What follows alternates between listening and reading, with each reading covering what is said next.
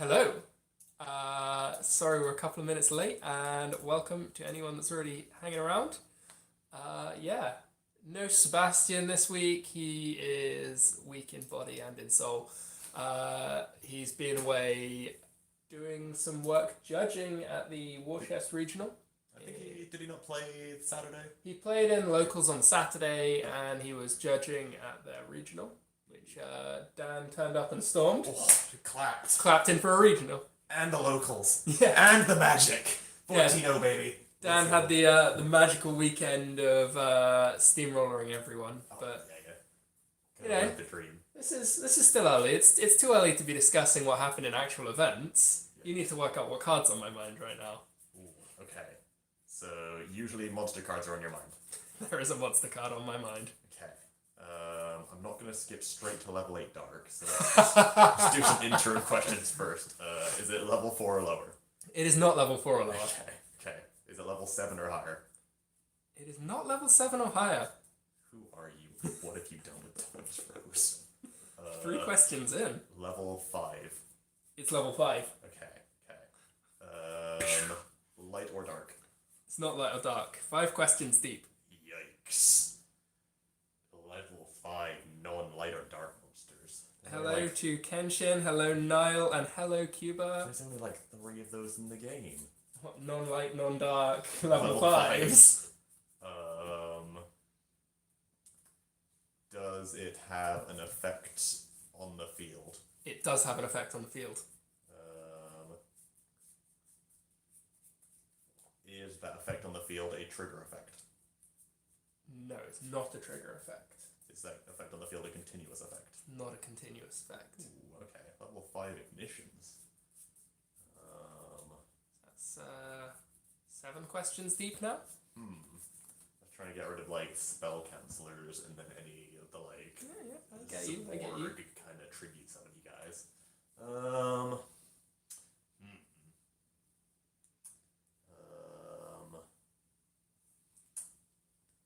Does it have any effects other than on the field? No, it has no effects other than on the field. Level 5, boys.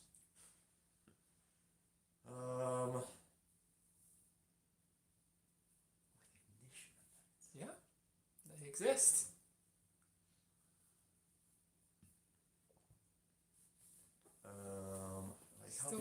Still got 12 questions. Can't be any of the Cyber Dragon-y stuff. Does its effect exclusively affect either your opponent or your opponent's cards? No, the effect does not exclusively affect either your opponent or your opponent's cards. Does the effect target anything? Yes. Give me a moment. I'm gonna say yes, so you can keep thinking. Okay. But I'm gonna have a look. You get so much free value from that response. Pocket Trumpeter, we know it is a level 5 that is neither light nor dark. It has an effect which is only relevant on the field, but it's not a trigger effect and it's not a continuous effect. And it can affect your own stuff as well as it can affect your own stuff. And we believe it has an effect that targets Scrap Golem. Not going to pretend I know anything about Scrap Golem, but is it an Earth monster? It is an Earth monster. Okay. Chat, you're going to have to help me out with the text of Scrap Golem, because I literally do not know anything about it. It special summons something. Somehow, eventually, maybe. You said it was Earth. It is Earth.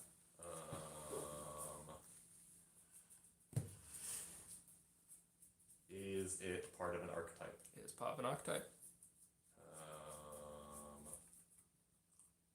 See, I don't even know what type scraps are, because they're not machines, are they? They're like beasts or something stupid. They're not exclusively not machines, but they do include non-machines. Sure.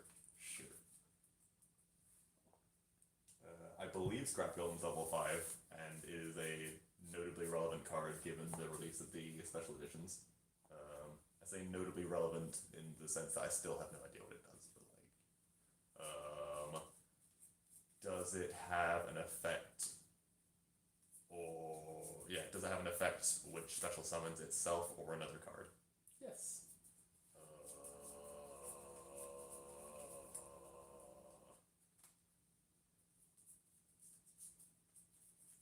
I would narrow it down on Scrap Golem more. I just don't. I think it has 2,000 attack, but I could be way off the mark there.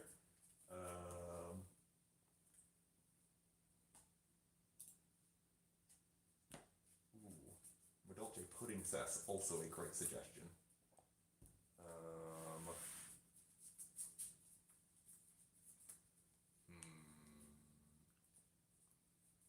Does it target cards not on the field? Yes. Does it target cards in your own graveyard? Yes. Is it Scrap Golem? Yeah, it's Scrap Golem. That is some Lucas powerful Tremel. Excellently done. Okay, let's read the old texturuni on old Scrap Golem now. So, it's a level 5 rock, 2300 attack, 1400 defense.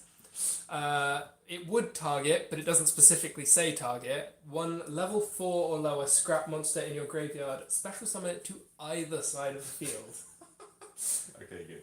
I could have gotten very trapped up on many of those pieces of text. Yep. So yeah, it's a card which has suddenly jumped into existence from being a lot of nothing for a long time. To still being a relative amount of nothing, but like it enables some shenanigans. It does some real big shenanigans, some of which I would have loved to play this weekend. I went to locals with my Burning Abyss deck. I wish it had been Scrap Burning Abyss, but I didn't have access to a Scrap Wyvern, so it was just Blockjack and Burning Abyss. But yeah. no, I think there's some really cool stuff that you can do with Scrap Wyvern specifically in BA, because the combo is going to start off with you summoning your Scrap Recycler. You send any machine to the graveyard every time you summon it. He's not hard once per turn, just like Scrap Golem, but you only use that one once. What machine you're sending? The first one that you send is generally just anything that puts an extra body on the board. So for or Lion? Not going to be O-Lion, because we need him later, and he's hard once per turn. So I was looking at it thinking I'd probably be sending a Jet Synchron. Lets me get like a Malicious or a Giant Rex. Or, Fix all the rest of the pieces of the combo. Put something useful into the graveyard. And then there, I've got my 2 materials ready to go for the Scrap Wyvern. Yep. The Scrap Wyvern lets you target a scrap monster in your graveyard. Yep. Special summon it. Yep. And then destroy a card. Yep. And then, while he's on the field, if a scrap monster you control is destroyed, special a scrap from deck. Beautiful. Then destroy a card. Okay, sure. So, you've sent your Jet Synchron. Yep. You summon out your Jet Synchron. You make Scrap Wyvern. Yep. Scrap Wyvern summons back the Recycler. Yep. And pops the Recycler again. Yep. You still get the send though. Yep, because we're in Europe, not in America. Yep, much better in Europe than America. Yep. You send any machine. I never quite worked out what I was going to do with this send. Maybe you send an Orcust card. I don't know. Yeah, you work that out later. That's for like the actual tournament to figure out. And then, because your Scrap Recycler has been destroyed, Golem comes out of the deck. Yep. And then Wyvern has to at this point destroy a card. Yep. You would destroy an opponent's card if there is one, but if you're going first, he just destroys himself. Cute. Okay. Yeah. And then you activate your Golem effect. Mm-hmm. Bring back the Recycler. Yep. This time, the Recycler is going to send O-Lion. Yes. So, and now, as is a real big problem in Burning Abyss, is that if you start with anything other than Cherubini, you can't get the Cherubini into your extra monster zone. But the Scrap Wyvern has just cleared itself off the board. Okay. So that your third Scrap Recycler effect can send the O-Lion, get the level 3 token, and go into the Cherubini, and you start with, from your 1 Scrap Recycler, you've got Cherubini, a Golem on the field as a body, and another send to the grave from your second effect of the Scrap Recycler, which could be a Harp. I don't know. Harp was like the obvious choice, Yeah, but it's too obvious, you know. yeah, and it'll all be hurt come January. Hopefully, yes. Yeah. But that was what I was thinking. That was the deck I really wanted to play, but I didn't have the cards to. I'm sure I will at some point be putting all of those monsters into a deck box and be summoning Cherubini, but sadly yesterday was not that day. Understood. You were not around yesterday. You were No. off crushing galaxies and Yep. So I play a lot of board games. I have a bunch of friends back in Guildford area, and we played Twilight Imperium 4. And I was, for anyone that plays that game, I was the Jolnar. I was the very pacifist technological bugs. And needless to say, I went on a world rampage and crushed everyone else in the galaxy and ended the game through technologically smashing them to pieces. by just having the largest fleet and throwing a lot of dice at people. Yep. So, Lots of dice win games. But yeah, we sadly missed last week's Yep.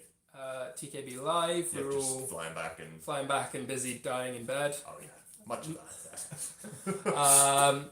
But yeah, YCS Milan. I'm not sure that anything was too unexpected.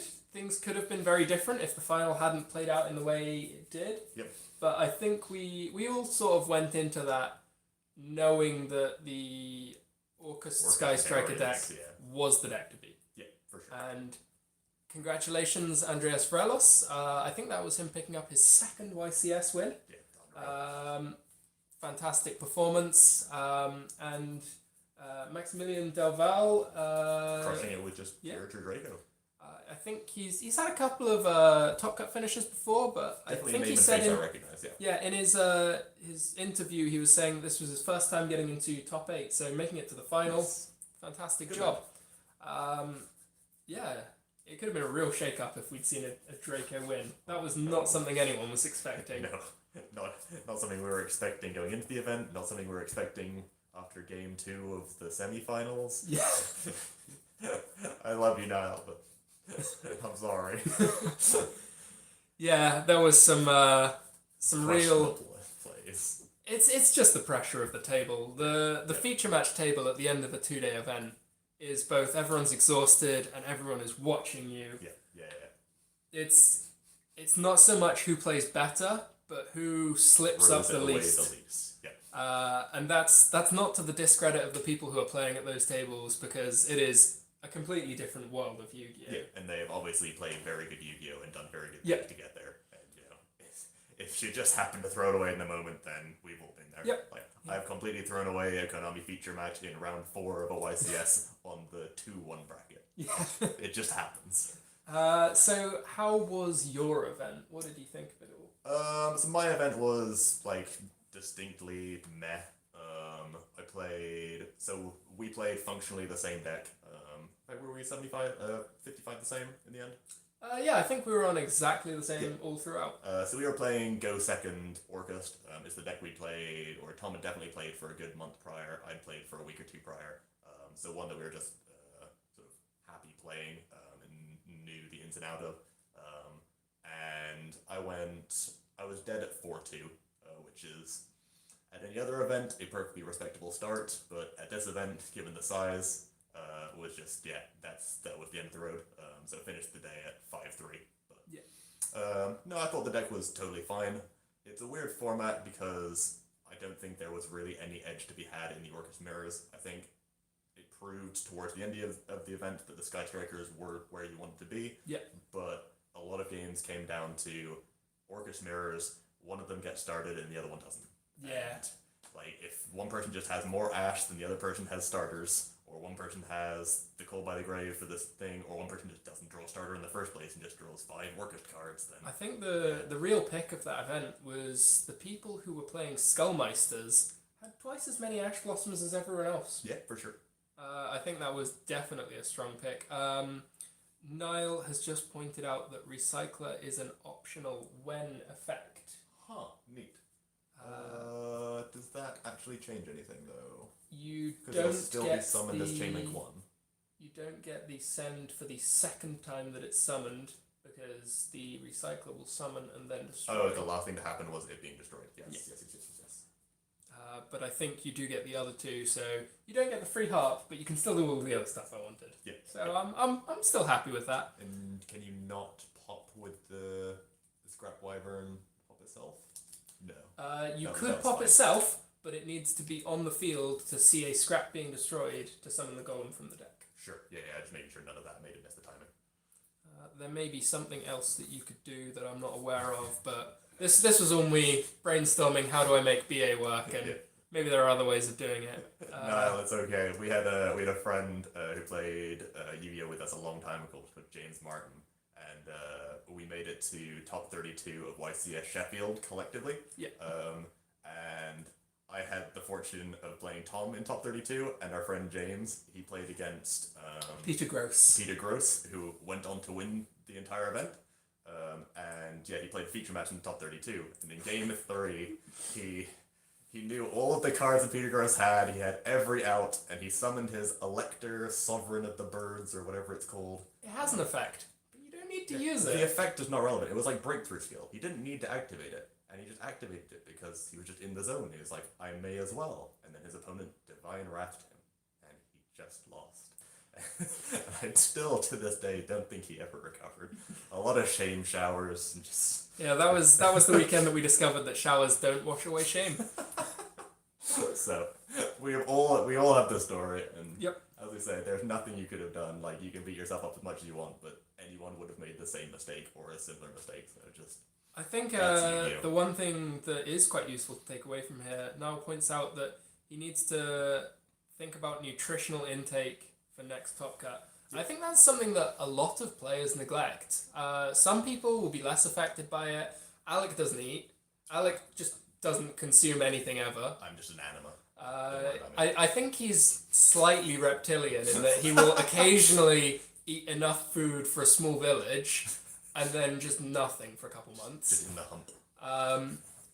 But for any humans that like to play in Premier events, nutritional is a really underrated aspect of how to perform well. Mhm. I know that it's something that I have definitely neglected for myself in the past, and then there have been other events where I've made a conscious effort not to neglect it, and I've reaped the rewards because of it. Yeah. Like No, you it, get it is 100% a noticeable outcome of eating well, looking after yourself, and getting a good night's sleep. And I think one of the things, like we mentioned this many times, it's very easy to focus on going into Saturday morning healthy. Yeah. It is not nearly as easy to go into Sunday morning healthy. yes. You've brought all your snacks from home, you've had a good night's sleep because it's Friday and you're not doing anything, you were writing deck lists, you were testing, you're in the right mindset, everybody's in the same boat. Everyone in your friends group cares about the start of Saturday morning. Suddenly, only one or two of you care about waking up early on the Sunday morning. You finish day one at 10 p.m., 11 p.m. The only open food shop anywhere near the venue is a Mackie D's. So, like, trying to get a good meal and a good night's sleep on the Saturday specifically, that can be really, really difficult. Yeah. And trying to have, like, suitable, like, snacks and nuts and drinks and blah, blah, blah for the Sunday, that's, like, another thing that's even often overlooked by the people that genuinely try to make an effort. Yeah. Now, we were fairly fortunate in that, like, if you've got a good group of friends who you're traveling around to, if it's not your day and you're out early and you're just kicking around for the latter half of Saturday, we had one of our guys who was like, hey, I'm going to go and find a little supermarket. Is there anything that you need? You're still playing. I can go and pick stuff up for you. Shout out to Mitch, being a real bro, hooking us up with snacks.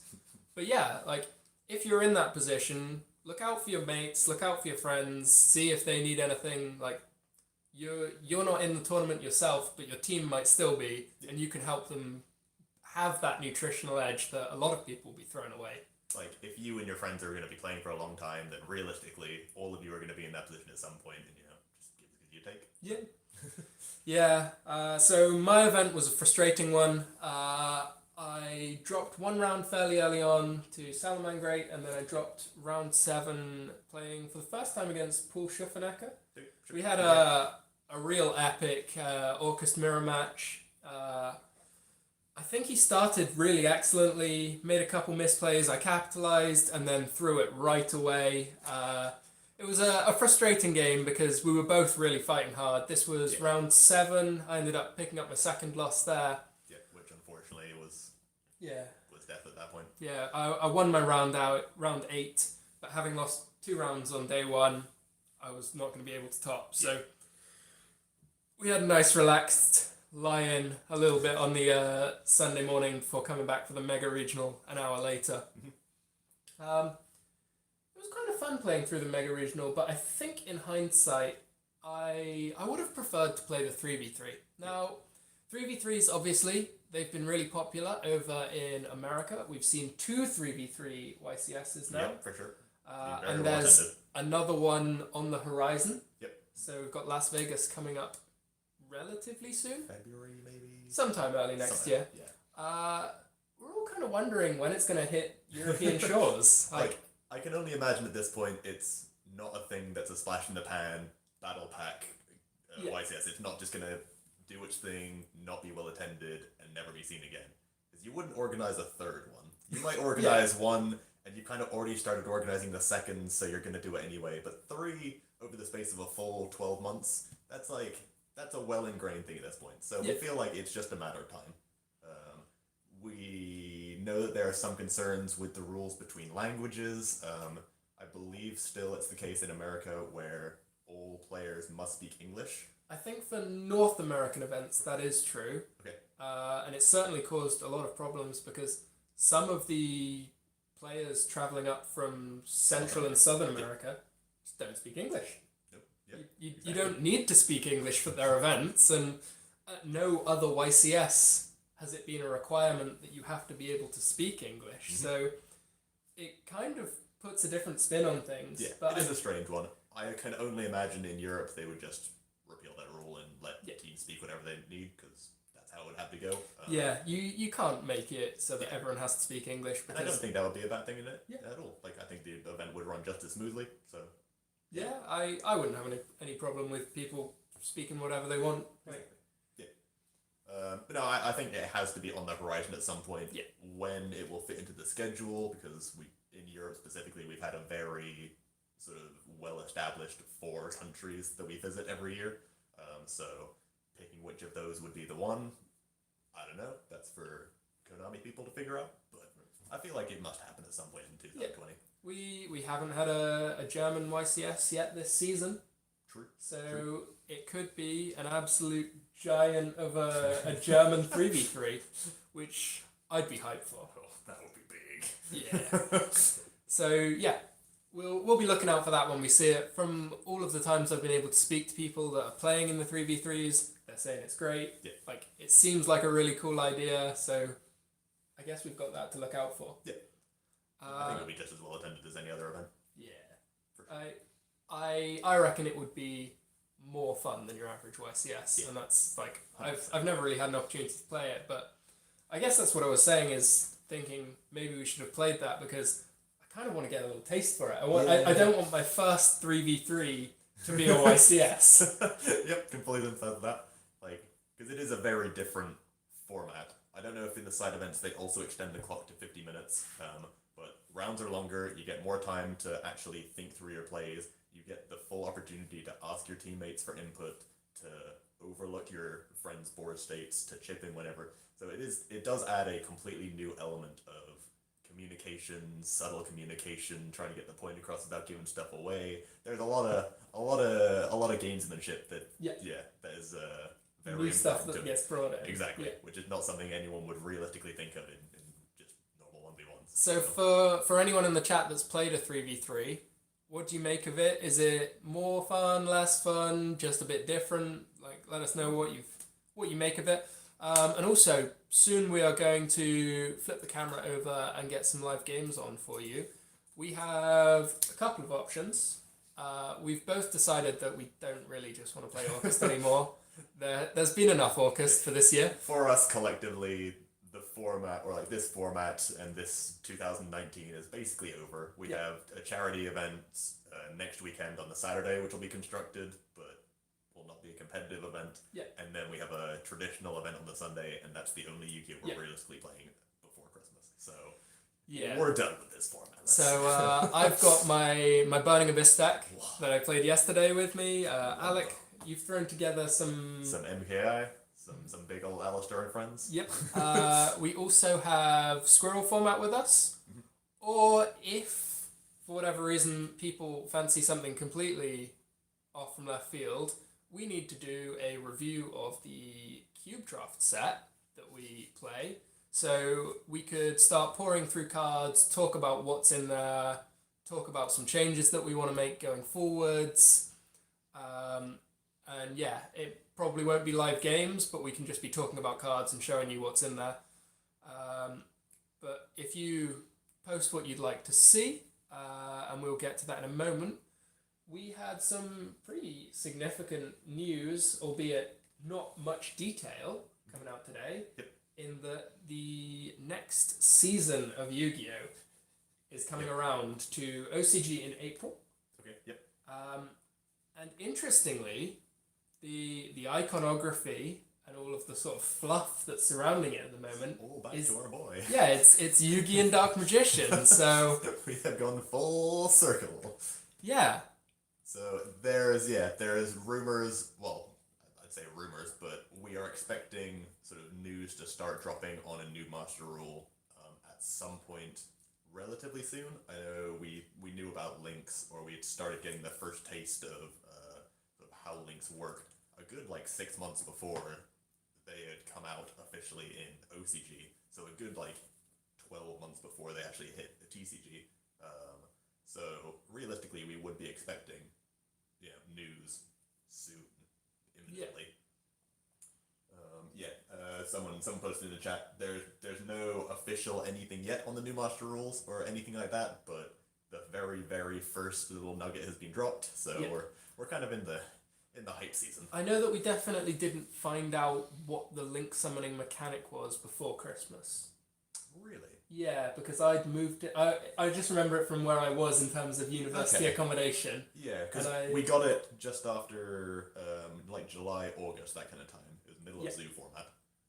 Okay, so we only got news It was 6, after 7 my months. January exams at university that we later. found out how the mechanic actually worked. We knew that there was going to be a new season of the anime, but yeah, I recall which house I was in when we found out how the mechanic worked, and it would have been Okay, Tensei is saying links were revealed beginning start of February. Yeah, just after January exams. Beautiful.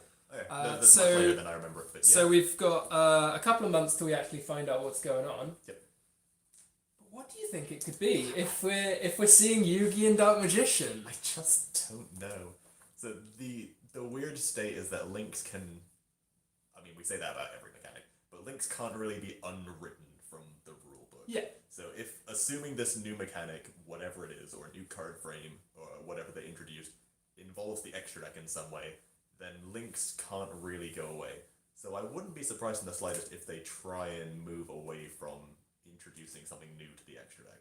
Yeah, I Would be was my first wondering guess. about that as well, because for the last several seasons, it's all just been, well, I guess Pendulum slightly less so. They're a bit half and half, but it's all been new cards that in some way deal with the extra deck. Yeah.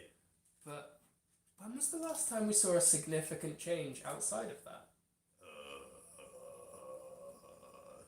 I mean, we've had rulings rule updates changes like field spells and stuff drawing for first turn. Yeah, but no, we haven't, there hasn't been any substantial new strict additions to the game that haven't revolved around the extra deck, so I don't know. That would hit something different, so I'm kind of excited for the idea that it might not be an extra deck thing, which sort of suits something that would revolve around the earlier eras of Yu-Gi-Oh! Yeah, very possibly. Yeah. I am open to any changes in the game. When you've played the game as long as we have, anything that shakes up is good. Whether it's ban lists month in, month out, or complete rule changes, or new releases or whatever. So Yeah, a good friend of ours, Kirk, was saying at a Southampton regional about how, as a Yu-Gi-Oh player, there's just nothing like a ban list. Yeah.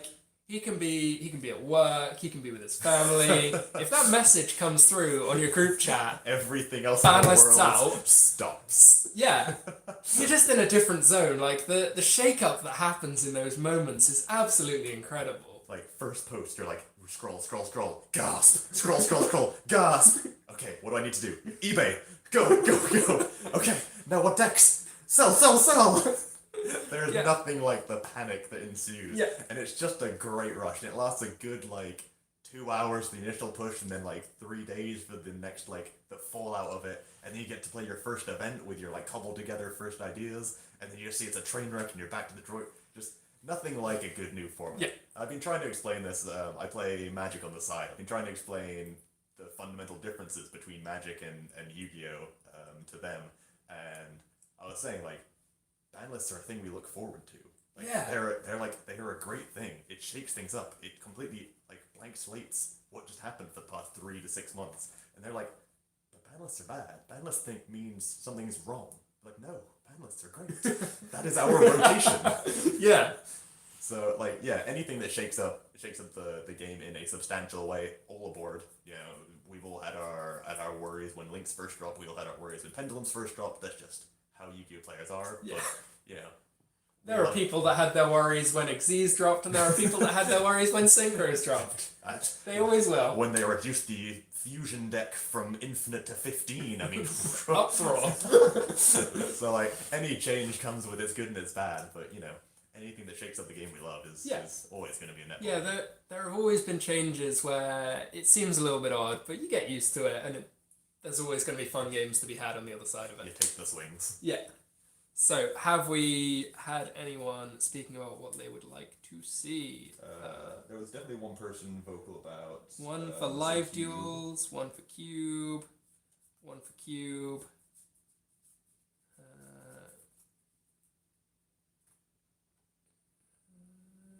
There's a couple people asking for Cube.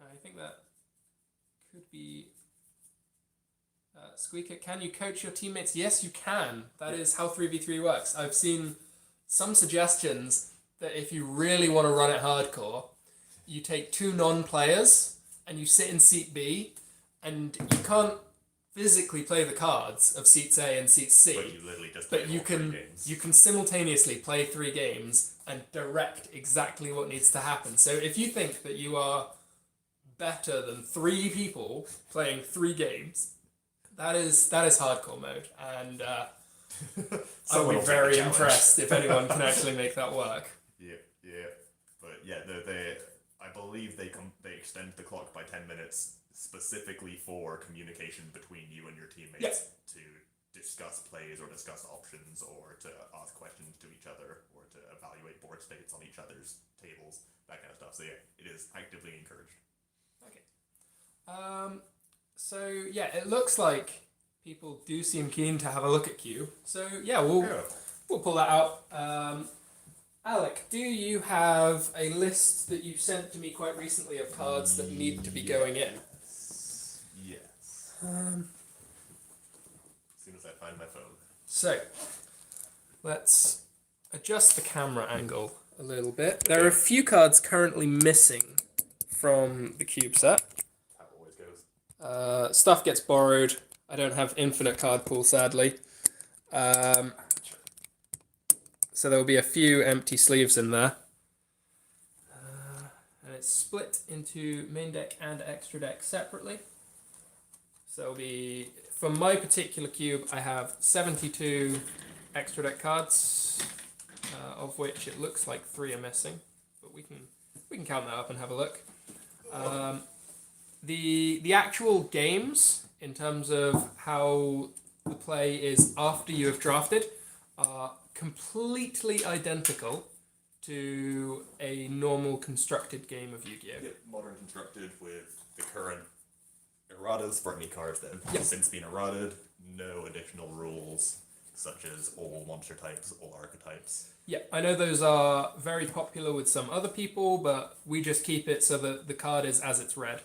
I'll go through this in a bit more detail in a moment, but for the moment I'm just counting it up to see how many are missing.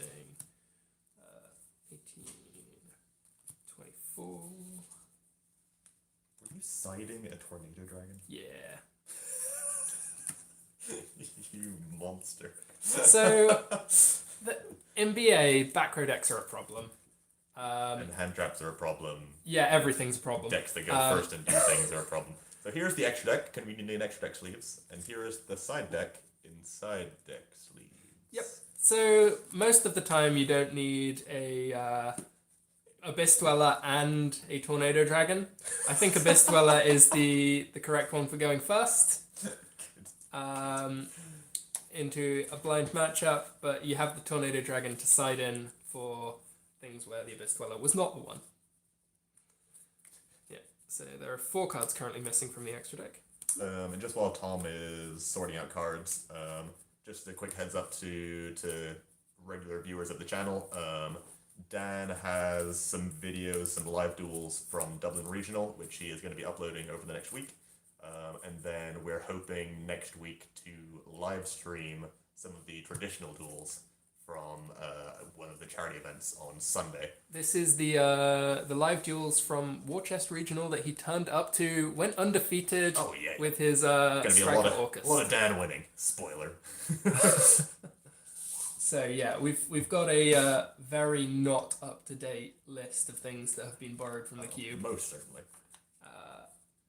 But we can. There are 4 things missing from the extra deck. Maybe we'll work them out as we go along. Yep.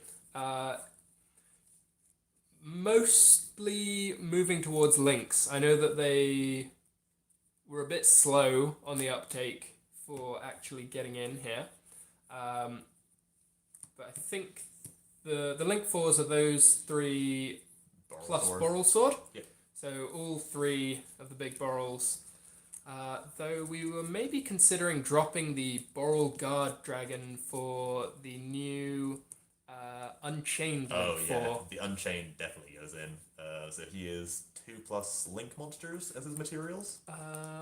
Or 2 monsters including a link? Including a link, I believe. So very, very generic.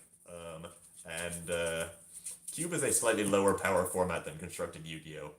And typically a lot of games will revolve around card advantage. And I don't know if any of you have read the Unchained link, but that card says destroy about 1,700 times.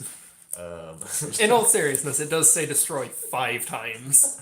So that card is really, really good in fair Yu-Gi-Oh! Yep. And like that's what we're trying to build around. The idea is that the games should mostly be pretty fair. There's a lot of combos that you're kind of hoping to get, but you're sort of having to struggle to make everything work. Every card that is in the cube should do something by itself, but ideally they have a little bit of extra headroom for if you get things that work nicely with them. So like, as a great example of that, there's both white and black dragon in the cube, the level 4s.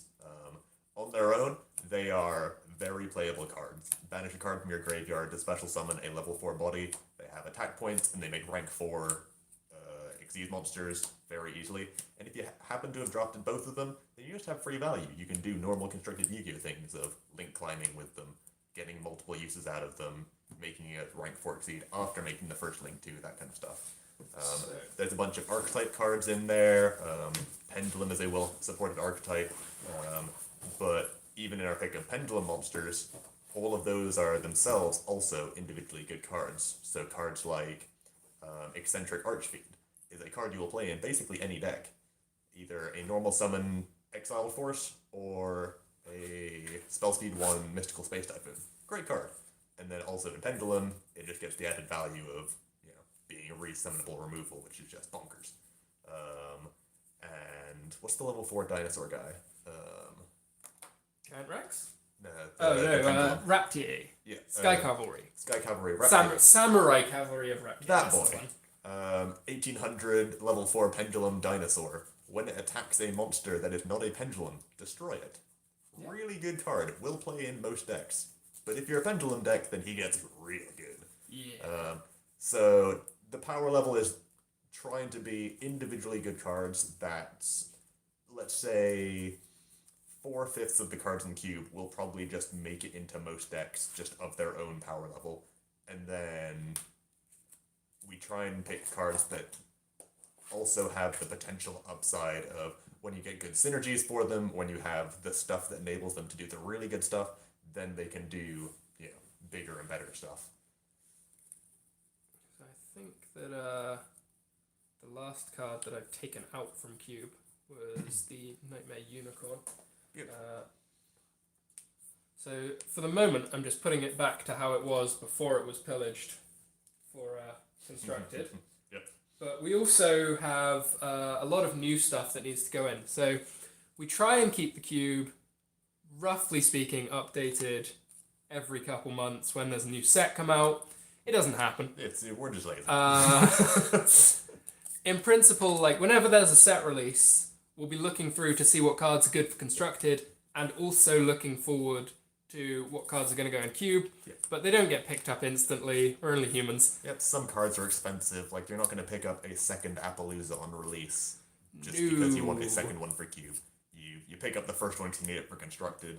It sits in cube when we need to play cube, and it gets pillaged out of cube when you want to play constructed, and then there's just a little IOU written on a piece of paper saying Appaloosa's been borrowed by X person. And when there is a reprint comes along, that's usually when the second Appaloosa makes it in. Yep. As we see with Boral Sword, this is the first time I have an actual cube Boral Sword. So Caesar, interesting question. So, Summon Sorceress is actually one of the weaker Link monsters in Cube. It has a very real summoning restriction, and you need to get to 4 monsters on board and have a good target in your deck to summon off of it. And the fact that it negates effects of the thing you summon from deck is actually a real, cost. So Summon Sorceress is obviously very good when you have a deck that really supports her, but you need to jump through a lot of hoops to get to her. It's not like you're going to have Reaperdocus in every single draft pool alongside her, and going to have a winged beast so that you can summon your Zephyros or Steam or whatever from deck. So you're not going to live the constructed dream often at all. Very often she's just going to be a Link 3 that summons one from your deck, or it's going to be completely unsummonable for you. So, But when it goes off, it's magical. And one of the best things about Cube is that when you do pull off the combo that requires all this setup, it feels so much more rewarding than doing it in a constructed deck. Yeah, 100%. So we still have a lot of rank 4s in at the moment. Mm-hmm. They are probably the most summoned, maybe slightly falling by the wayside to Link 2s now that we've increased the number of Link 2s. Yeah. But historically, this was the bread and butter of the Cube draft. Yeah. Back in the day, 2-3 years ago, before we started getting a sizable number of generic Links, rank 4s were still the way to go. They were the win conditions in the extra deck before, Boral Sword came around and very accessible, high rank Link monsters came out. So we have a fairly limited selection of non-rank 4 Xyz. I wasn't even aware that we'd cut down to just rank 3s as the only other Xyz monsters, but yep. Only a couple of them. They're still neat, and they're worth having a couple of. Yeah, there's definitely a lot of level 3 support in the cube. There's still Tour Guide with a handful of Fiend monsters, as well as a whole bunch of utility level 3s. So they definitely get summoned. And we have a selection of... This is a Scarlight. Yeah. That's it for, just 3 level 8s at the moment. Yeah, we're trying to cut down to 3 of everything. I think level 7 is by the far most the most summoned. supported, mostly because Destrudo is a card. Makes it very simple. 5 of those. But number of viable tuner monsters, even at cube power level, is definitely going down. So yeah, synchros are definitely falling by the wayside. But there are still all of the plants in there. There's still a bunch of the machine synchrony kind of stuff. So there are You a bunch still of see a viable, lot of play. yeah, in the same way that in constructed Yu-Gi-Oh, synchro monsters have managed to stand the test of time and are still popping around every now and again. I think that Armades or maybe Catasta might have passed that prime. Yeah. So battle monsters are, up until recently, have been perfectly viable in cube, but are starting to fall by the wayside as power level does slowly but surely increase. So these 3 fusions, I believe we still have all 3 cards that we were playing to summon them. That's the 1 Magical Scientist, 1 Instant Fusion, and 1 Metamorphosis. Yep. For anyone that isn't aware of how this cube is built, everything is a single copy. There are no duplicates anywhere. Some really early revisions that we had included 2 copies of Reborn Tengu, 2 copies of Malicious. Destiny Hero Malicious, 2 copies of even the Draw 2 trap card, Reckless Greed. Reckless Greed, yeah. But those were sort of removed for a kind of like neatness to everything. Yeah. They weren't necessarily the best cards in the cube, and they were really like unfortunate in that they forced us to sort of break the rules of building. They were both an exception to the rule, and they were in that middle power level where like they were fine, but they weren't strong enough to be exceptions to the rule. Yeah.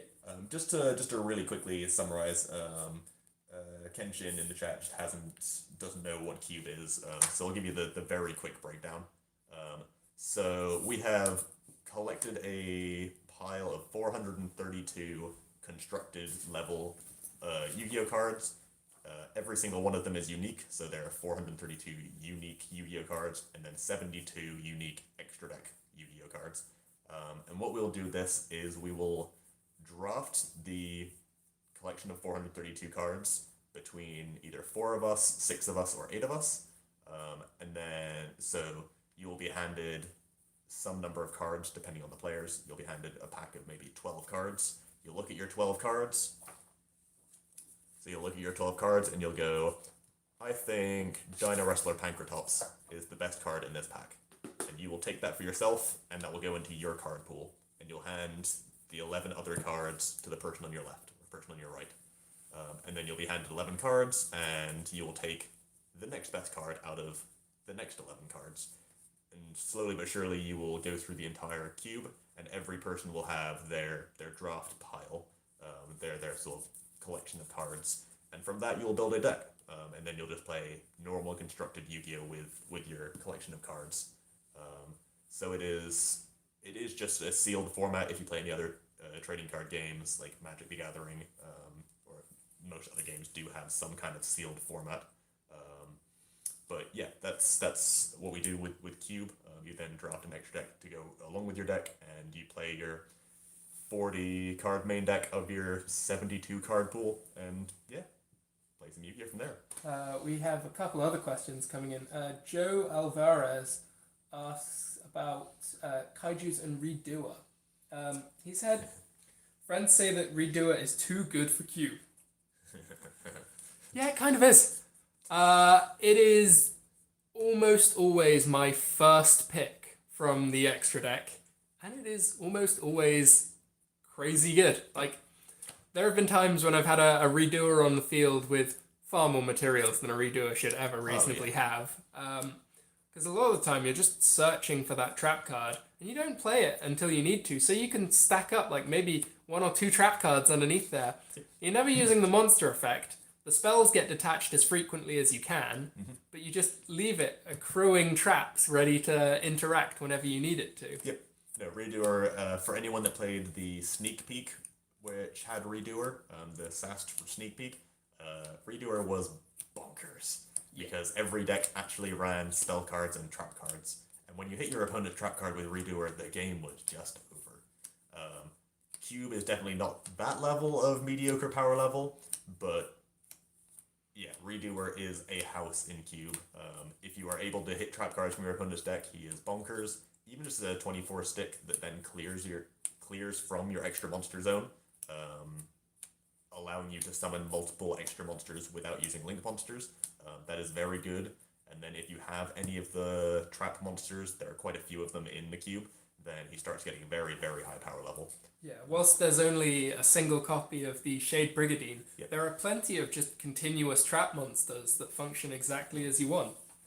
As an example, Tiki Soul, not to be forgotten with Tiki Curse. I forget exactly how many of the others we still have in there, but I believe the Swamp Mirrorer is still in there. Yeah, that's I don't know if Zoma the Spirit got cut eventually, but I believe it's still in there. Yeah, I think he might still be about. A good number of level 4 traps that become monsters. Yeah. Or traps that become level 4 monsters. Just having them as like extenders that can be summoned in the battle phase is like a reasonable way of building a deck. Yeah, beat sticks with attack points, ways to make rank 4s, ways to link climb, just, yeah, anything that special summons good stat monsters is typically good in Cube. Pocket Trumpeter V2 asks, thinking about tuners and synchros, have you considered Hop Ear Squadron and Desert Locusts? So Hop Ear Squadron is 100% on the short list of new cards to add in. I think that card is a perfect addition to Cube. It is at that beautiful power level where it is. It's not the greatest card in the world. I think it plays out worse than it is written, but it is a one card, do something that is reasonably good. So yeah, that card will 100% make its way into the Cube as soon as we figure out what to cut for it.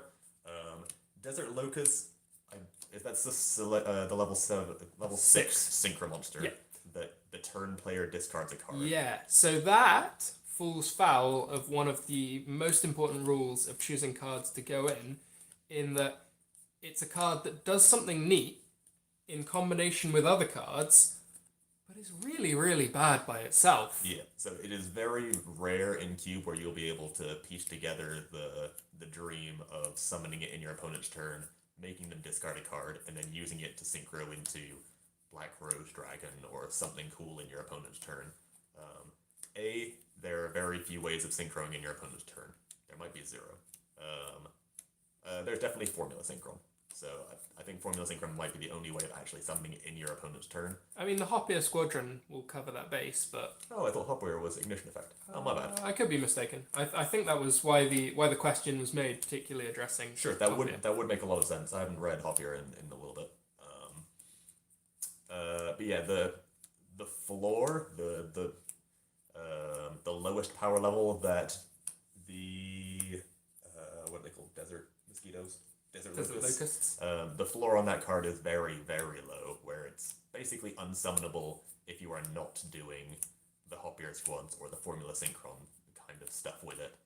And then you also realistically need to have a good synchro to go from Desert Locusts into something like Cypher Lord Omega, Black Rose Dragon, something like that. So you need quite a few moving pieces to line up for it to actually be good. So that's not a card we'd realistically be looking to add. So Caesar Sushi asks about Orbital Hydralander. Hydralander is one of the very, very few cards that have been cut from this cube for being too strong. Yeah. For the most part, we just accept that cards are broken and let it be. Yeah. Things like Pot of Greed, you draw your 2 cards and you be done with it. Like, good card will play in every single deck, will probably be one of the best cards in every single deck, but it's not winning the game on its own single-handedly.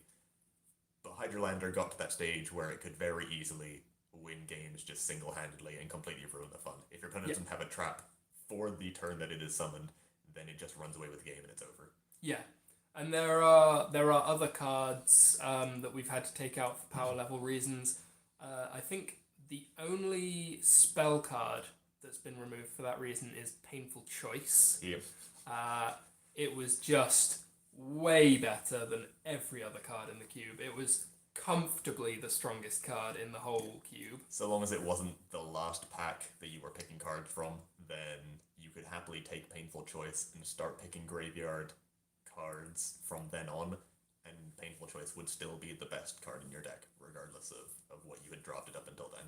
You could be on a Pendulum deck until then, and then pick Painful Choices like your 20th last card in your 70 card draft, and you would still play Painful Choice, and it would still be the best card in your deck. So it was the best starter, it was the best extender, it was the best combo piece. It was just bonkers. In the way that Painful Choice should be. Initially, Imperial Order was on the list of cards we didn't include. Before the errata. But yeah, with the errata, it just got itself so much less ridiculous. Yep. It's still a very powerful card. It's still a high pick. Yep. But it's playable. It's fine. Other cards that are very, very, very strong. Magical Scientist is in there, but because of Master Rule 4 with Linked Monsters and with the limited number of fusion monsters in the extra deck that you actively need to draft, you need to use draft picks to get the fusion monsters. Magical Scientist is a within the realms of playable card in cube. Is there anything else that's being dropped? Fairy Tale Snow. Ah, yes, Fairy Tale Snow. it got to the stage where Fairy Tale Snow and Hydralander were, if you saw them in your pack, you took them, regardless of where you were, and they would be the best card in your deck. And if you got Snow early, so in the first pack or two, you could just build the quote-unquote Snow deck. You could build just nothing but self-mill and ways to get Snow out of your deck, the Mathematicians and the Bullet Barrels and stuff, and your deck would be the best deck at the table, just without question. Just if you get 2 or 3 activations out of Snow in a power level like Cube, then you cannot realistically lose. So that one also got dropped. We have banned cards that are still in here. Dandelion, very good card, but it's not nearly as abusable as it is in Constructed. There are probably 10 banned cards even just on the table now. We've got a Delinquent Duo, in the corner, Heavy Storm, and Harpy's Feather Duster. I don't see the Duster. Pot of Avarice. Giant Trunade. Ultimate Offering. Return from Different Dimension. Yeah. All change of heart. All cards you would definitely not want to see coming back to Constructed Yu-Gi-Oh! Card of Safe Return. Yeah. And then the aforementioned Dandy. All cards that, when you're able to build 39 cards around them, become absolutely bonkers, and you never want to see them in Constructed Yu-Gi-Oh! Again. But when you're not getting the perfect deck around them, or you have to actually build a deck around them to make them do what they are meant to do, then let people have their fun. It balances out a little bit. Exactly. Is your deck going to be better if you open Change of Heart? Definitely. But is that going to single-handedly win you every single game of Cube? No, not in the slightest. I know that there are certainly people who like to try and build a cube format to make everything a fairly standardized power level, and there are definitely some people who are much more aggressive at taking out cards that are deemed to be above the curve. This is not one of those. No. This is a have your fun kind of cube. Yeah, if you want to play Go Control, then play Go Control. This is definitely well above the level of Go Control. You should be doing some cool and fun things, and everyone should be having their turn, Everyone should be having their turn to live the dream. Yeah. And as another comment that was pointing out, there are quite a few nice looking cards in here. Yeah, I do try and make it an interesting place to store and use cards that are old, expensive, shiny, whatever, that wouldn't get a place to be played otherwise. And I kind of don't want to take that away. I like that I get to use crazy broken cards that will never see the light of Constructed again. Yeah. And this just gives me a chance to appreciate some of the stuff that I've been able to collect over the years. Yeah, and that's exactly right. Is a lot of these cards that are high rarity are only in here because you were playing them back in the day. Yeah. So Super Macrocosmos, I mean, to be fair, I did lose to Macrocosmos last weekend. Super Macrocosmos is a card that you own 3 of because it was at 3 and was really, really good at 3 in Mermail format. And people that didn't have their Ultra Snatch Steal needed to pick it up for clean Necros format. And, Dimensional Fissure and Chaos Emperor Dragon isn't one, but a lot of cards in there that, were picked up as CP rares because they were in Constructed Advanced Yu-Gi-Oh! At the time, and they've since fallen by the wayside either because of power creep or because of ban lists, and now they live in Cube. People get to appreciate them here.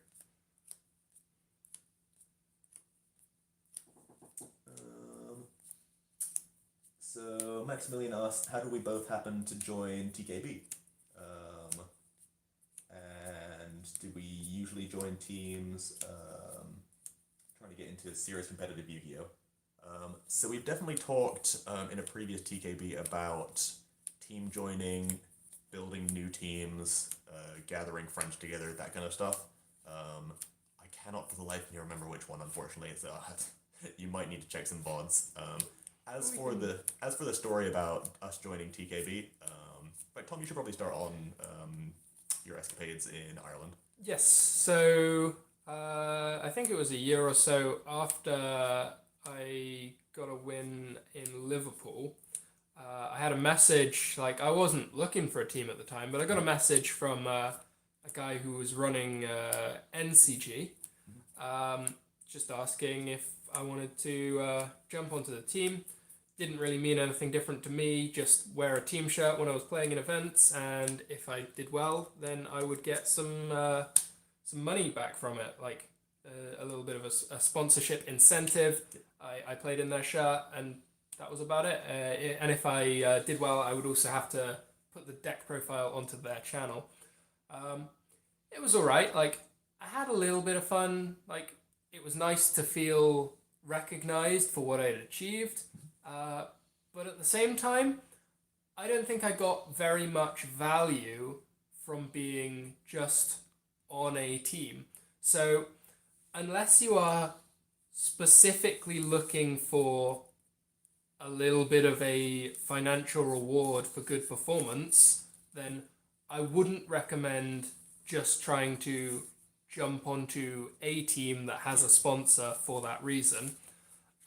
What I would, however, recommend is after spending a season with NCG, I I didn't feel like I wanted to continue there, and instead, there was all sorts of goings on about what was going to happen afterwards. But essentially, I wanted to be on a team with my friends, and myself, Alec, Sebastian, and Ping ended up on Team Kuribrohs, which has been like a super chill team. Like I've had a lot of fun being here. Being on second family.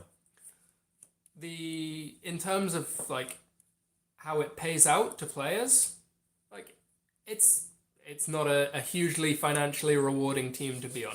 Like In the same way that Yu-Gi-Oh is not a hugely financially rewarding Yeah. game to play.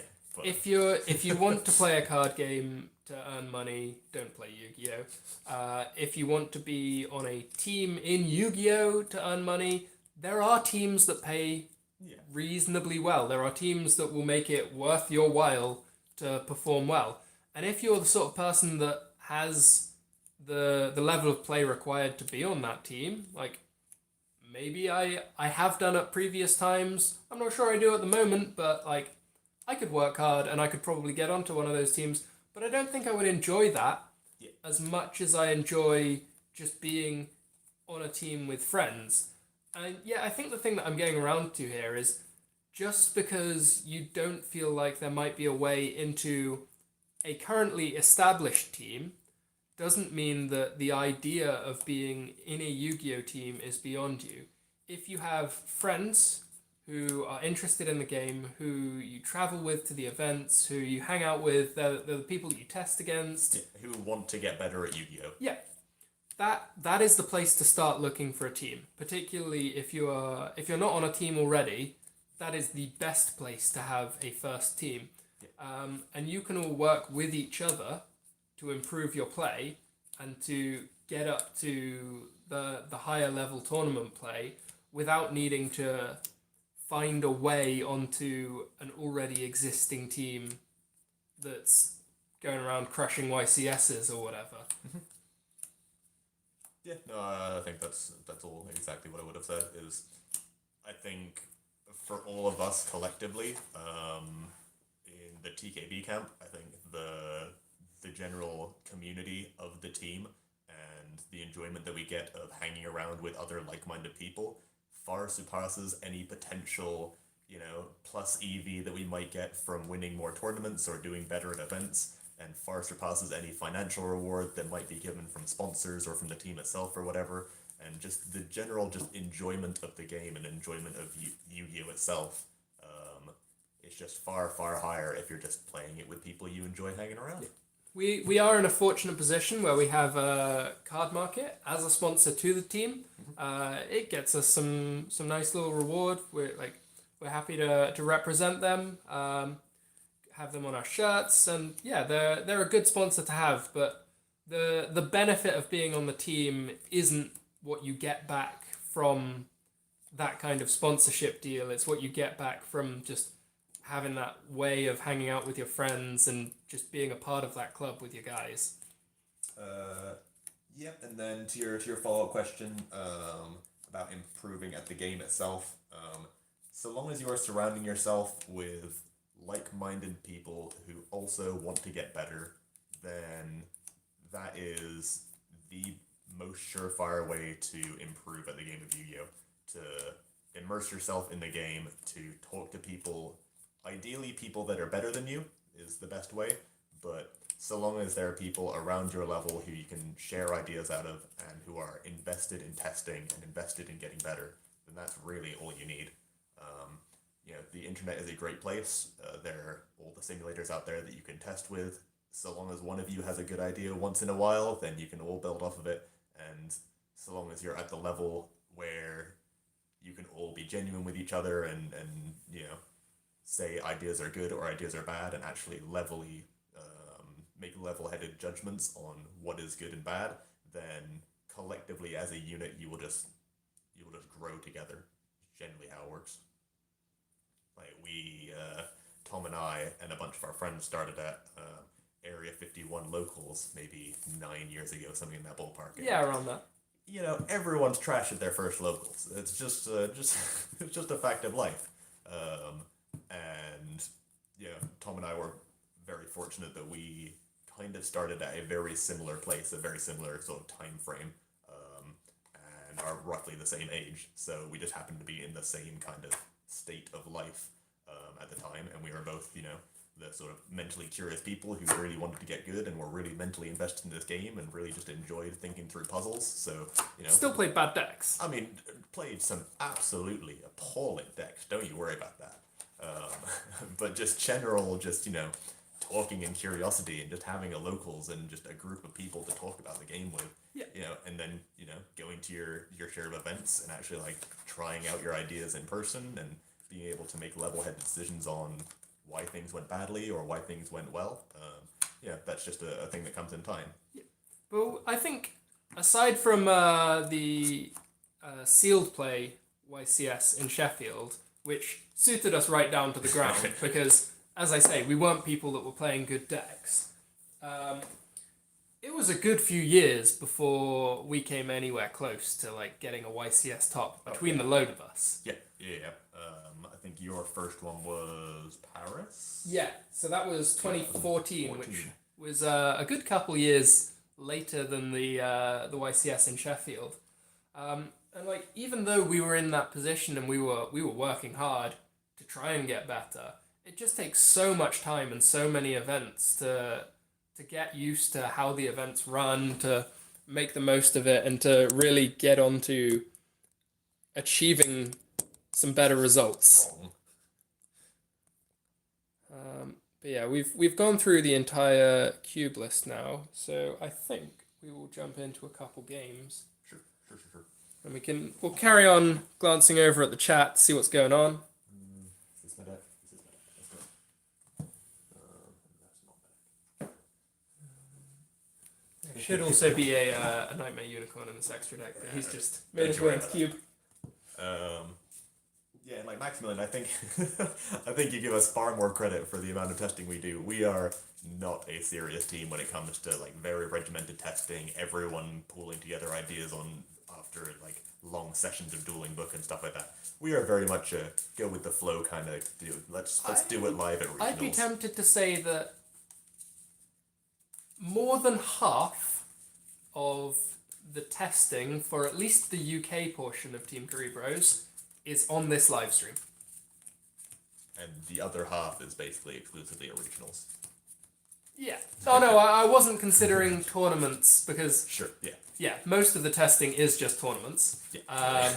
More than half of the non-tournament games that we play is on a Monday night under the camera for you guys to see. Yep. Which is just, again, one of those things that's our current state of life at the moment. We're both employed people who have lives outside of the game. Not everyone is. What you got? Too bad. Some 4s and some 1s.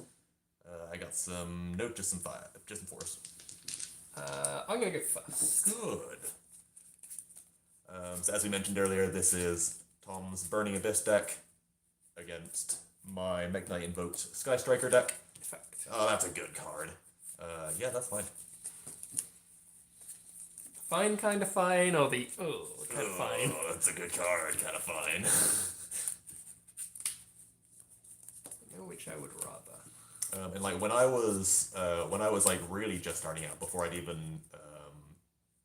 before I'd even discovered Area 51 locals, I had one friend from school days who both got me into Yu-Gi-Oh! And then was my only person that I talked about with.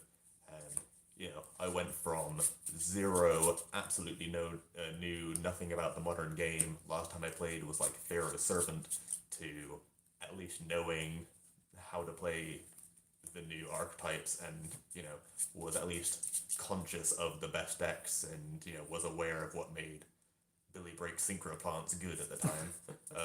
And he was the guy that I played exclusively on Dueling Book with.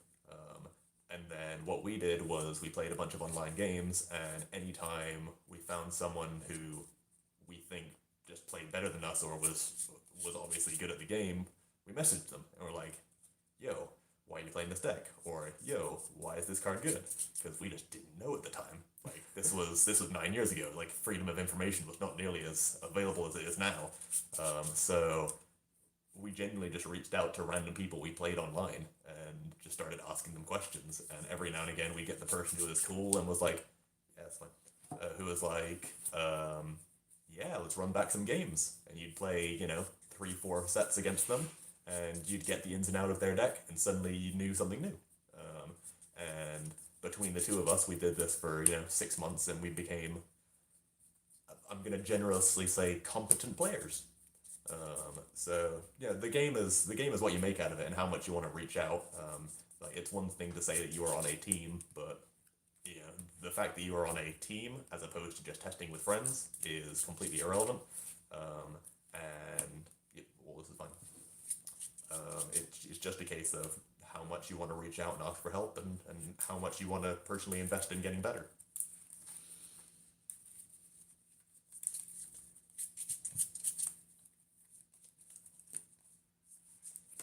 Okay, this board is getting wide. It is in fact getting wide.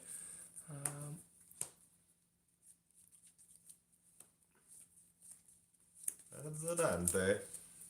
I'm hoping to find a block dragon. I feel at this point you should not still be hoping. Still hoping to find a block dragon.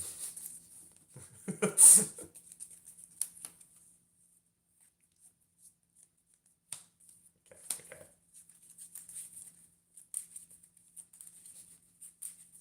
As a general question, how many Burning Abyss monsters are in your Burning Abyss deck? I believe the answer is currently 4. Okay.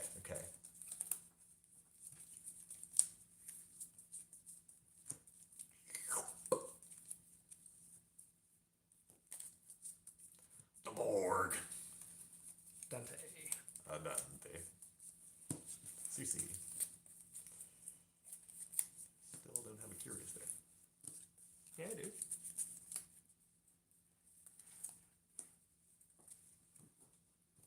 Oh, he's a fairy. Yeah. Completely forgot he's a fairy. So send and then see us summon the Dante. E.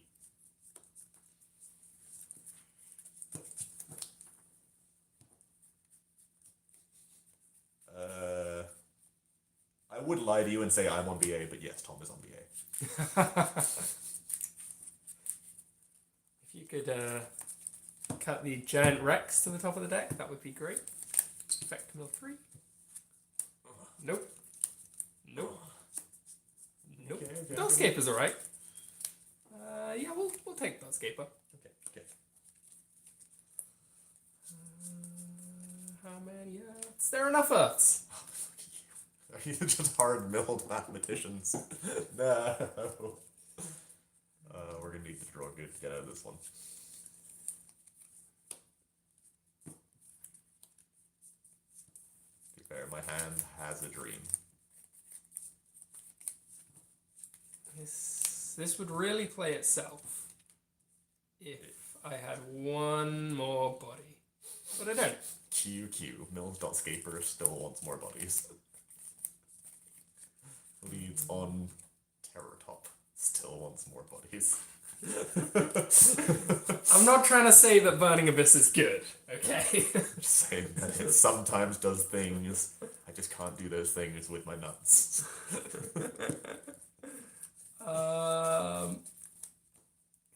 I'm considering just throwing everything into a Saryuja. But it's really unfortunate to lose this. Oh.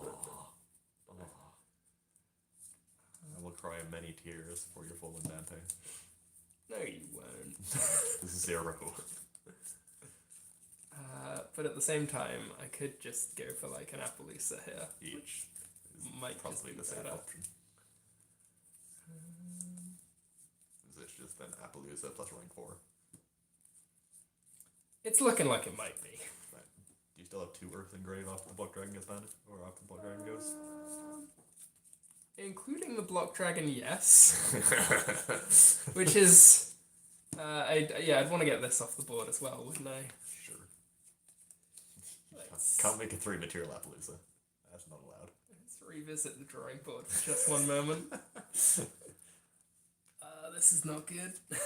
No, Cuba, we had just a full show through the cube list, but we haven't made any changes to it. It's one of those things like we do it eventually, but it's just come on now.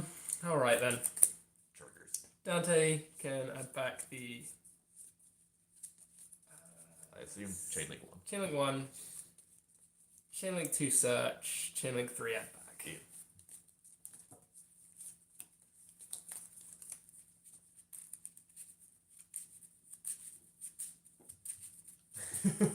Block Dragon BA is like a barbaric version of BA. I agree. Yep. But Exactly. here we are. Okay, yeah, that was so worth it. Wow. Be gentle. I was kind of wishing I played the second Dante now. Yikes. Let's put back you and you and you. Just to confirm, how many cards are currently in your hand? I'll be going down to 7 in hand after resolving this. Good. I want to keep that one.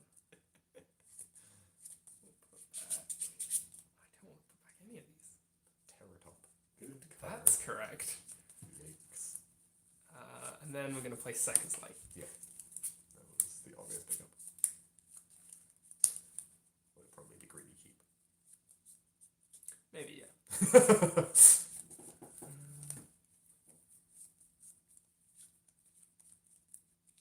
Give my life the once over. Confirm that we can, in fact, play the Hydrolander. Okay. Powerful.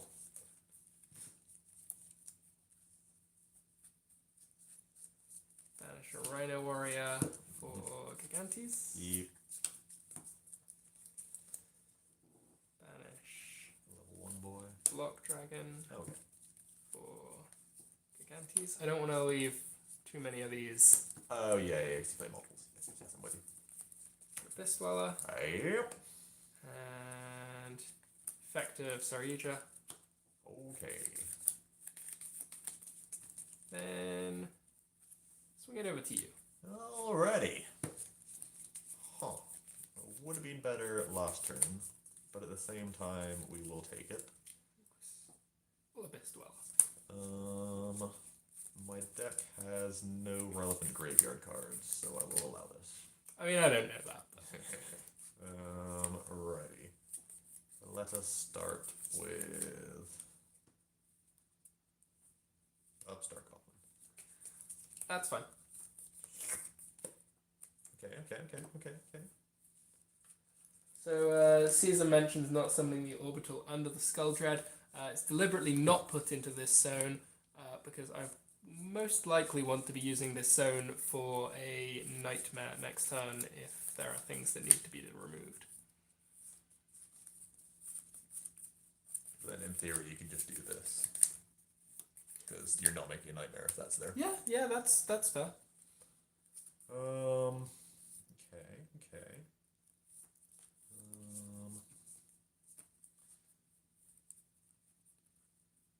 Let's keep drawing more cards.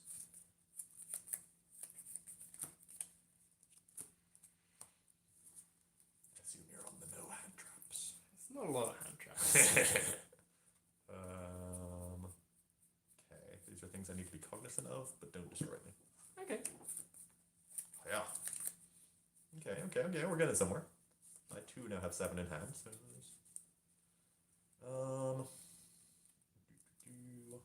very cute.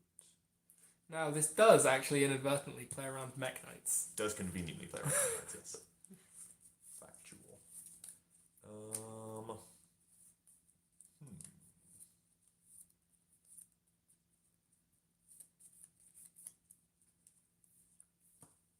Right, well, I need to start with this.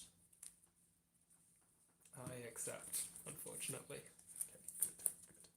And then I'll continue with this. Yeah. Ha! So, Trigger. at this point, I might just need to Hydrolander that. Because if I don't, the Widow Anchor is coming back, and the Hydrolander is not doing a lot for the rest of forever. So I'm gonna Hydrolander and pray. Yikes! Yikes! That's not a good start. That is not a good start. Alrighty then. Let's I think I might be dead. I think you might be dead. Alright. Effects. I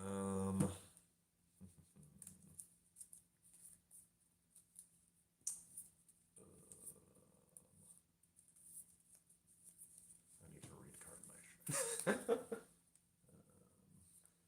Mana asks, is there Rock Spirit in this deck? No, but there probably should be over the third Gigantes. And Cuba asks, do I like the Gold Rabiers? No, I do not like the Gold Rabiers. That coupled with the fact that my non-Gold Rabiers, they're pretty high level. They've got a lot of experience. They've seen some things. Alright, I'll do that. Yep. It wasn't actually the zone I was expecting to see the Alistair come down into.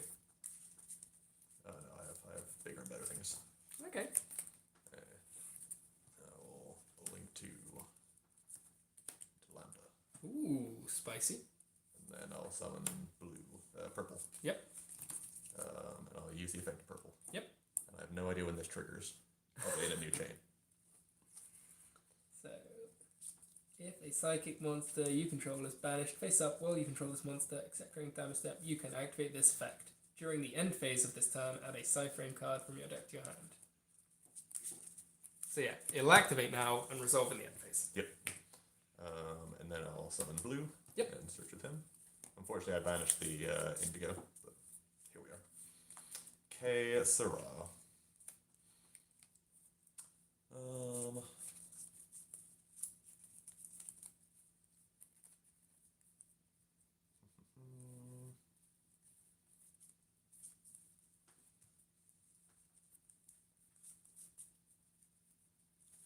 I've got everything except fire in my graveyard, which conveniently you have in yours.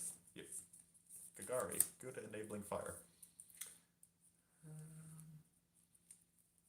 I'm pretty sure that Invocation for Purgatrio is more than game. Yeah. Like, I can do a lot of very cool things, but it just doesn't matter. The Purgatrio is in fact lethal by itself. Trigger. Yeah. So the very cute part was, even if I didn't kill that turn, I got to leave Lambda on the field and end phase search for Gamma. And Burning Abyss is not a deck that's historically very good at beating Gamma.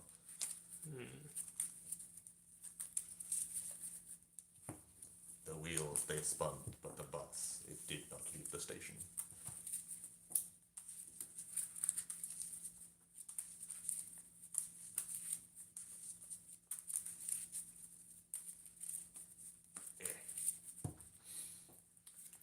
So, having seen Invoked and Mech Knights, I think I have to tell you to go first. Understandable.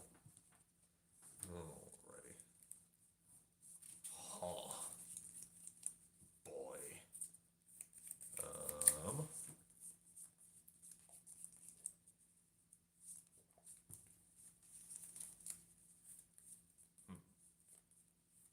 Very interesting. Doesn't sound like I'm instantly dead. Factual.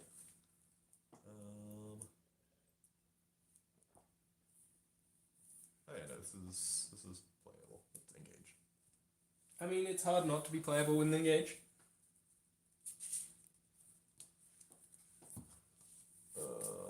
Get the drones, and let's play a second engage. Yeah. And let's get the I'm short thinking cannon. there's a strong chance that won't be a legal play in a couple of months. Yikes. Drones for token for Kagari.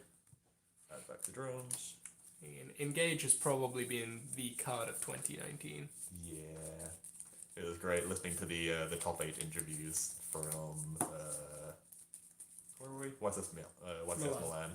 And they were asking what is the most powerful card of the format. And I think it was a strong 8 for 8 on Engage. Which, to be fair, may not have been the answer a couple weeks ago, before the Sky Striker Orcus deck got popularized. Before everyone remembered how good Engage was. But yeah, Engage is one hell of a drug. Right. Do I need to do anything? So I'm concerned that you've searched your deck for pieces of interaction. Yeah, I hate to see it.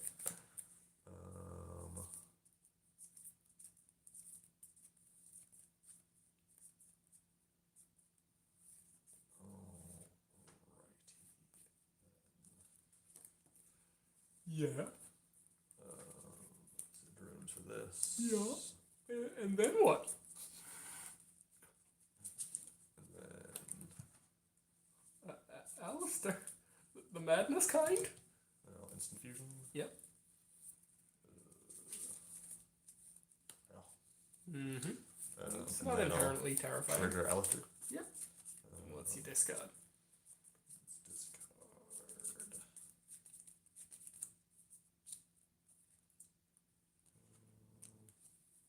You have a good rank 3 for just chilling? Link 3, rather.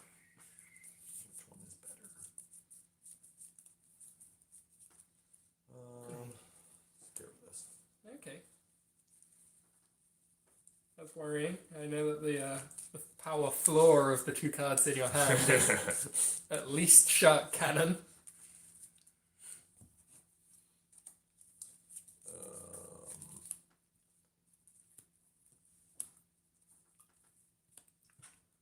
Okay.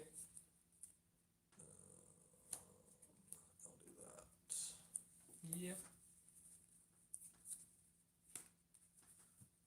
Okay. Go. I don't think that's the one you meant to summon. That's another one I meant to summon in the slightest. Where is he? There it is. Okay. I think it's your turn. So we only get one monster effect. Yes. That could be a problem. Problem confirmed. So this is the really bad Mekk-Knight Invoked opening where I opened neither any Mekk-Knights nor any Invoked cards. So we struggled us together to a reasonable board. I'm going to normal summon Mathematician. Mm-hmm. Activate effect.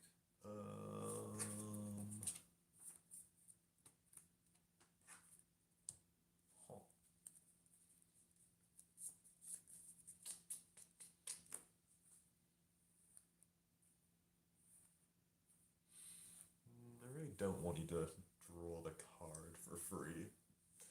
I'm going to Gamma. Ooh.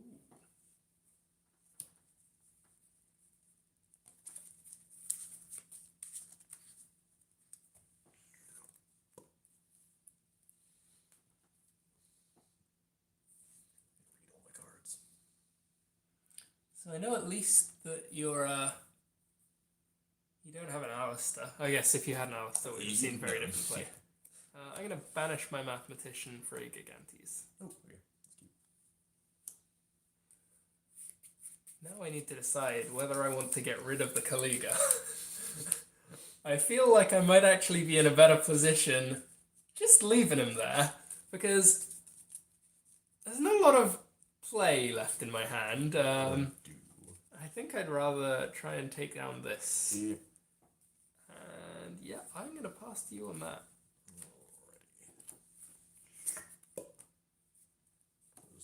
Not a good draw.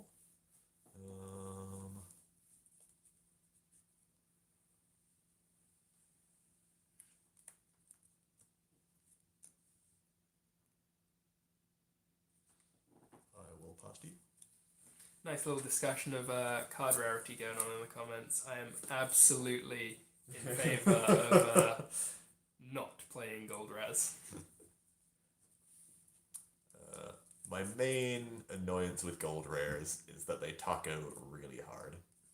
If you're playing a deck that is half gold rares and half not gold rares, you tend to know which ones are gold rares when you are looking at a face down deck. I'm going to go to battle phase and declare an attack. Yeah, it's fine. And main phase 2, normal summon. Sure. Yep, that's the one. And we'll pass it over to you. Alright.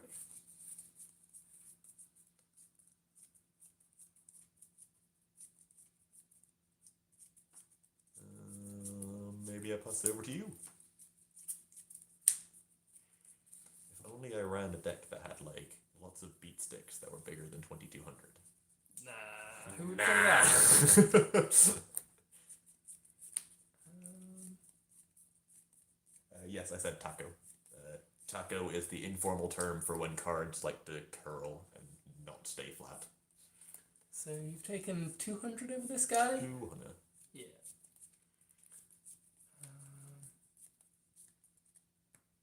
I can put you on a 2-turn clock if I do 39. Factual.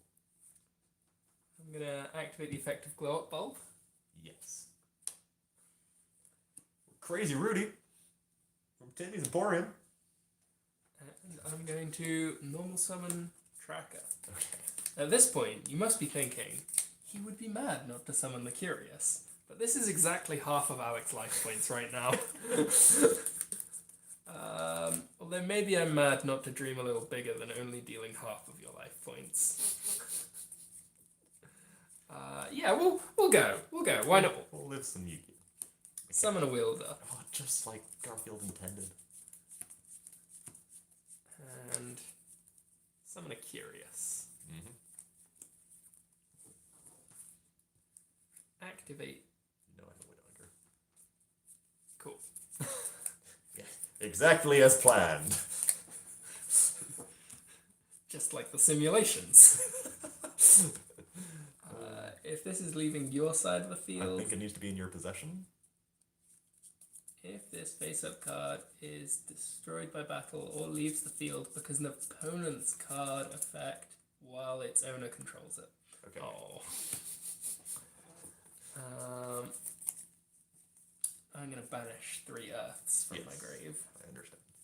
1, 2, and you've been used. For a block dragon. Yep. One lucky boy. Can we get anywhere? Yeah, we can get a little bit of somewhere.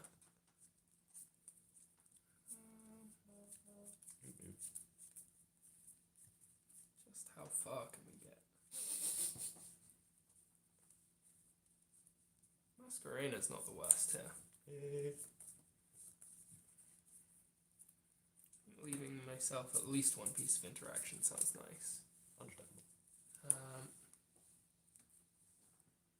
I have normal summoned, yeah. Correct, yes.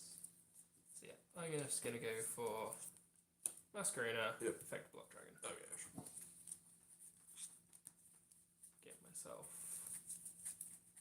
probably 2 more Gigantes. Yeah, I mean at this point you just want a wombo. You're not in the We're not womboing, we're summoning Gigantes and passing. Yeah, but you're not in the market for lockouts. You just want monsters. Actually, no, having said that, we might not even summon the Gigantes, we might just summon the block dragon again. Sure.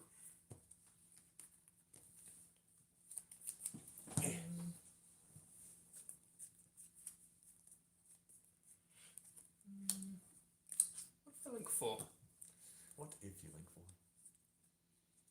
In fact, I don't think you have a hand trap. What? Impossible. If I go one of those Fregigantes, Yeah. one of those Fregigantes, and summon a Boral Sword Dragon, Yes. And then, oh look, there's 3 Earths again. Yeah. Block Dragon. Yeah. And then attack. Yeah. Use the effect to gain. Sure. And attack. Yeah. And change defense. Third engage. And attack. That took longer than it should have done. Yeah, my hand was a lot of spell cards. Not a lot of them being Alistair. Yep. And I drawing. think, yeah, I might have been in a bad way if I had gone for the remove the Naturia Beast and not kill you. Yes, very much so. The Alistair on its own would have cleared your board.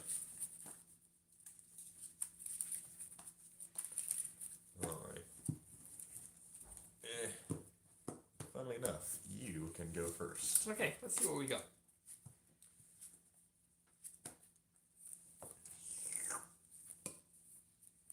There is less Terratop than I'd hoped for. Okay, this is good for me.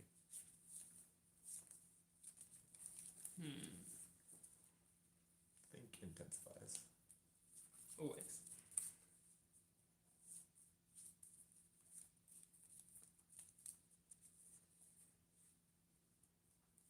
Normal summon tour guide. Activate effect. That's a good start. I feel like I should gamble this. You should probably gamble that. Yeah.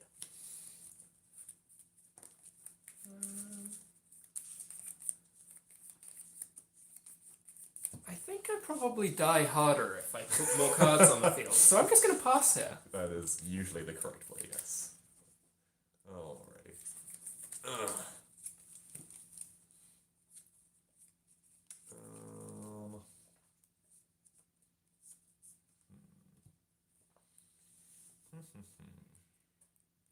Yeah, I found yesterday that BA was often in a position where it gets stopped by one hand trap, but if you get going, it really snowballs hard. Yeah. It's not yet in a position where it can be competitively viable, but it definitely could be. It doesn't feel like a deck that is so far out of touch that it can never do anything ever again, but it's going to need some help to be able to get back there.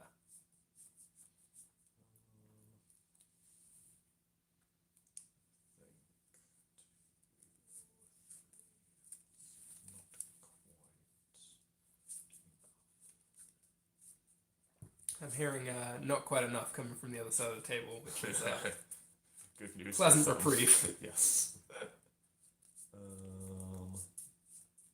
In light of not quite enough, what is the setup?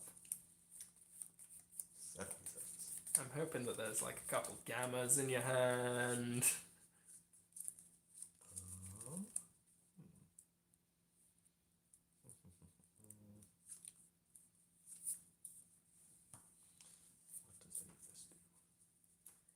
Kuba suggests that the deck needs more Fiend Creeping. That card is nuts right now, but it doesn't go too well with Sakka's Light. Perhaps it is time to try and just ditch the Sakka's Light and find something better. But losing both a really powerful draw spell, some good Ash Bait, and a deck that's automatically set up for Gallus doesn't seem like a great idea.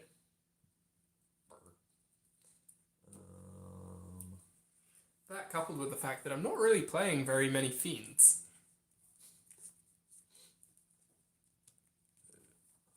Yep.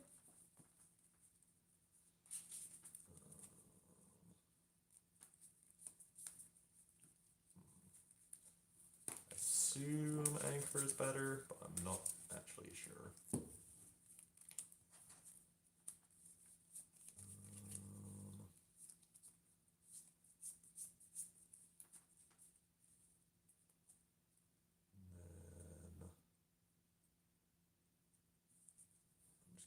This, Yeah, set one.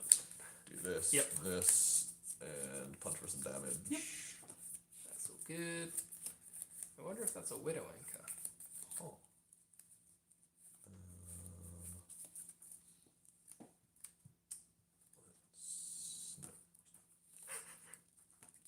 Yep, sure. Sure. Okay. And 7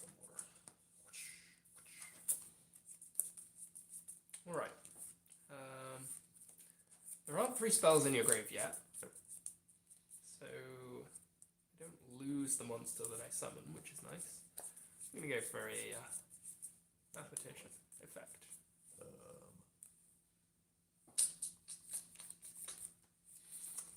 So the consideration here is that I assume your deck does absolutely nothing without Curious.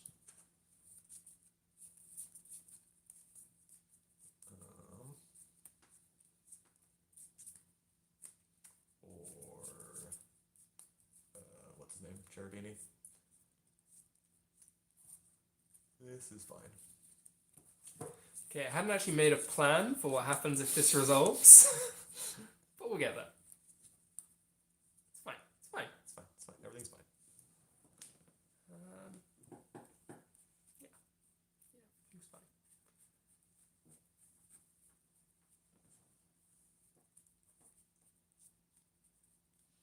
Yeah, as Kessel points out, there aren't actually that many spells or traps you would realistically run if you weren't playing Sekkas. Yep, token is fine.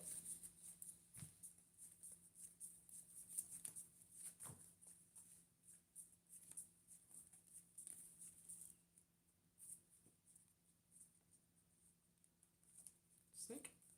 A snaky boy. 1, 2, 3, 4. 4 it is. Oh. That's not the one I wanted. I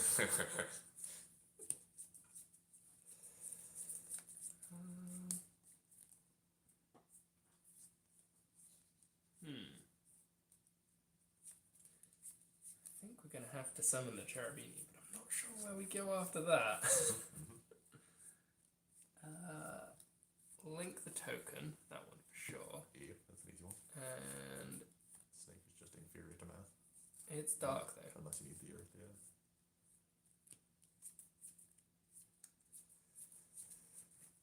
Math for Cherubini. Let me remind myself. Spends as cost. Yeah. I'm gonna fantastic. Okay, sure. I already have a television monster, so no, I'll wait for Curious. No, we'll go ahead. Yeah.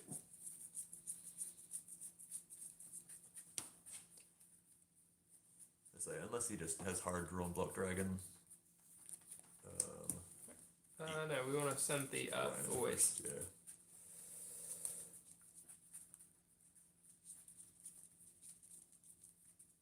Where is he? Don't believe I've seen him yet this game. There.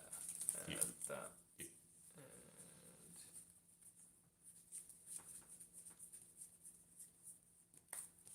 And we have reason to believe that there may be a Widow Anchor. I'll do this one. Okay, do this one.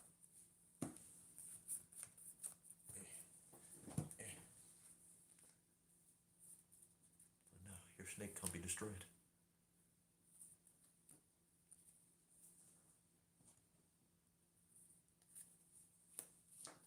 Yep. Yeah. We've got to try and find it. This one.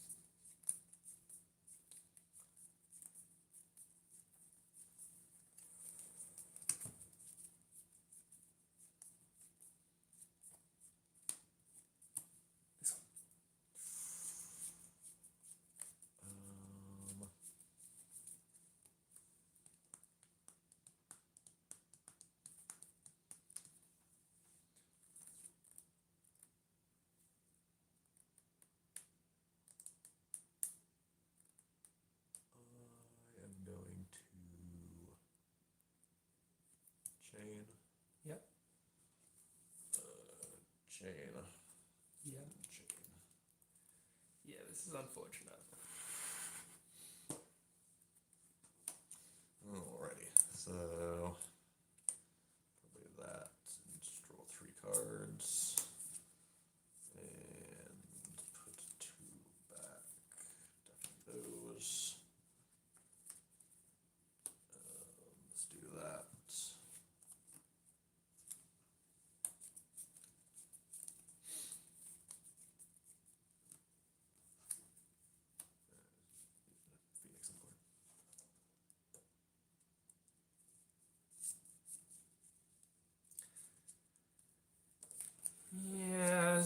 of anything going on here. Could summon a Boral Sword.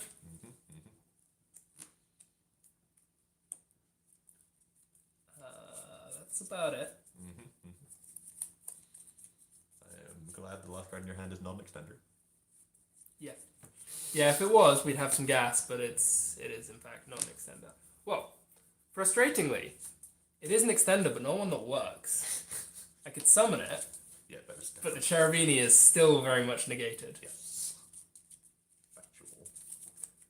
If the Cherubini hadn't been negated, we would be doing fine.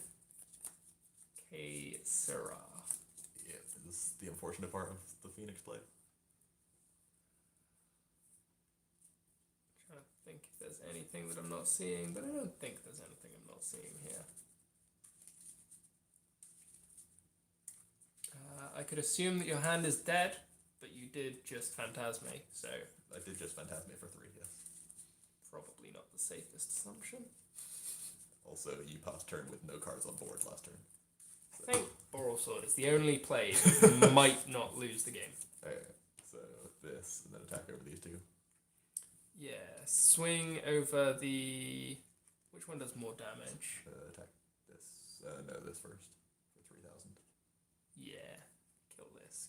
Yeah. And then, yeah, go ahead. Do your worst.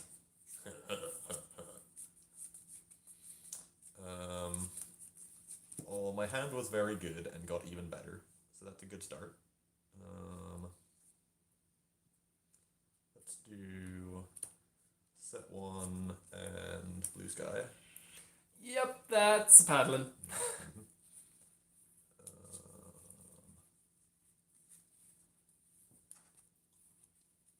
This is a dark machine, no, dark warrior, so that's fine. Not to do that.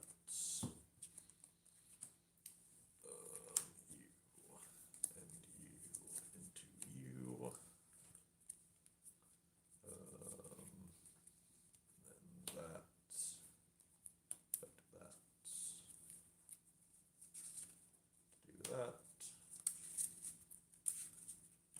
And I'll activate Red Moon. Yeah. Probably turn to defense, but that's about it. And then I'll instant fusion. And that's game. And we're pretty dead here. Yeah. So we can discard. I think possibly if I had sent something else with the Cherubini, I might have been able to get Some somewhere. kind of non-burning of this, yeah. Yeah, I needed to accept that the Cherubini wasn't going places and just try. Do you still play Edge? The answer would have been the Sea Archiver. Oh, yeah, sure, yeah. Level 3 that does the same thing. Yep, without needing the Protection. card from hand. Yep. Because I could have triggered it on the summon of the Phoenix. Yep. Yep, exactly. This one out. What was the last card in hand? Anything relevant? Fafa. Oh, yeah, sure. Anyway, Yeah. well played. Well played. And thank you to everyone tuning in. As we see, Burning Abyss, probably not quite cutting it, but it's still fun to play, so It does a lot of things. I'll try it now and then, and I'll keep checking back to confirm that it is not viable. Still where it is. But yeah, thank you for tuning in, and we'll probably be able to bring you some live games of traditional format over the weekend. Dan has confirmed that he's also going to be bringing you live games on the 14th, on the Saturday, from Dublin. Nice. So lots of live content to come, and some pre-recorded content to come throughout the week. So yeah, keep your eyes on the channel. Thank you all for tuning in, and we'll see you again next time.